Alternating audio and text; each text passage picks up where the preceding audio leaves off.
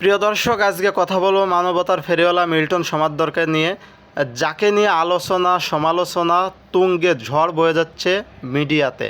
তো এই মিল্টন সমাদ্দার আসলেও কি একজন ভালো মানুষ, একজন মানবিক লোক, নাকি মানবিকতার আড়ালে রয়েছে একটা কালো মুখোশ? তো চলুন জেনে আসা যাক তার কিছু বিষয়। তো মিল্টন সমাদ্দার যে কাজগুলো করছে আসলে সমাজের চোখে খুবই কিন্তু একটা ভালো কাজ।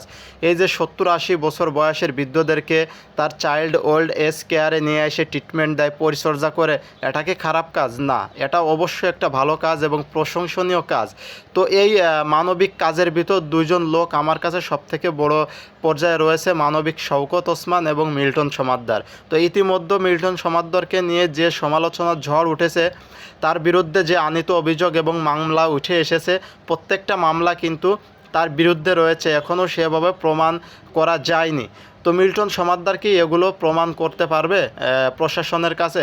তো প্রশাসনের কাছে কিন্তু সে অনেক এভিডেন্স দিয়েছে যে আমি এরকম কোনো অঙ্গ প্রত্যঙ্গ বা কিডনি ট্রান্সফার করি না, বা লোকগুলোকে প্রচারও করি না। কারণ এখানে যে সমস্ত রোগীগণ আসে তারা প্রত্যেকেই 70 থেকে 80 বছর বয়সী বৃদ্ধ লোকজন এবং কিছু শিশু, যারা কিনা অনাহারে অনাদারে পথে পড়ে থাকে।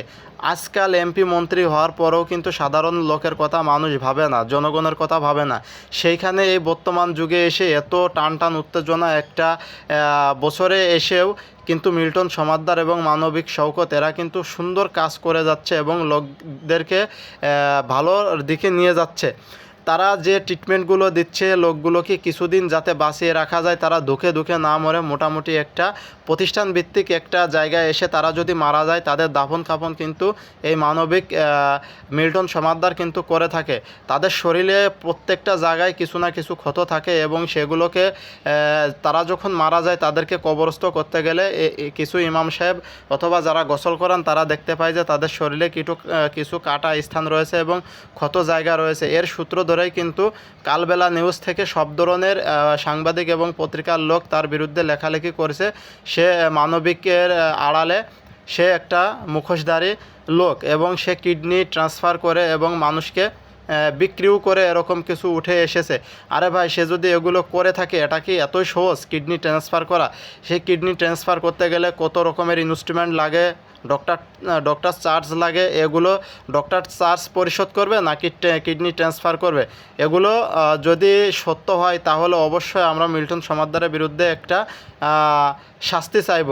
আর যদি এগুলো মিথ্যা হয় তাহলে এতদিনে যে চাইল্ড ওল্ড এজ কেয়ারে যে সমস্ত লোক রয়েছে তাদের খাওয়া দাওয়ায় যে ব্যাঘাত ঘটছে, সেগুলোর কিন্তু দায়ভার এই সমস্ত লোকগুলোর কিন্তু নিতে হবে। আজকে ভালো কাজ করতে গেলে বাধা আসবে, এটাই স্বাভাবিক। ভালো কাজের মূল্য খুবই কম এবং ভালো কাজ করতে গেলে বেশি বাধা সইতে হয়, এটাই বাস্তবতা।